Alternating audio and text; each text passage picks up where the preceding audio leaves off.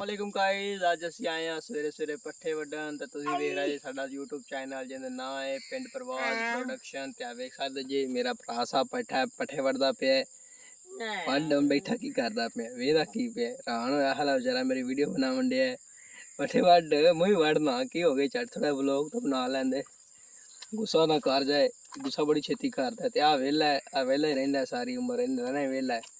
ਤੇ ਮੈਂ ਪੱਠੇ ਵੱਢਣ ਲੱਗਾ सूरज निकल पे है माशाल्लाह बड़ा सोहना सूरज निकला हला से धुंध माड़ी माड़ी आई खाली है ते ओ चौधरी साहब मेरे ते गुस्सा होंदे पे ने क्यों वीडियो क्यों बनावन दिया तू पट्ठे वड पट्ठे जरूरी ने वीडियो नहीं जरूरी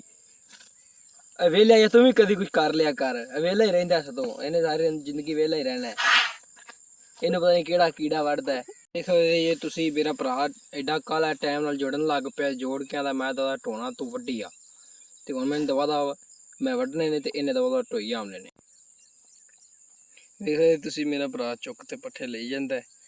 ते मैं मगरों पट्ठे वड्डना वेख सकदे जोड़ मेरा भरा कुतरन दिया वा पट्ठे देख सकदे तुसी असी पट्ठे ला आंदे ने हुण कुतरिंदे पै ने जी पट्ठे गए ने कुतरे ते हुण मेरा भरा जेड़ा है पट्ठे पावन लगा है देख सकदे तुसी पट्ठे पावन लगा है भला जे तो मारदा भी अगों इनू गुस्सा चढ़िया खड़ा भी मैनू पट्ठे नहीं कतराए सू व्लॉग बनाई जांदा ना पट्ठे कतराए सू ना वढाए सू ते तां पर उन्हें गुस्सा चढ़िया खड़ा ते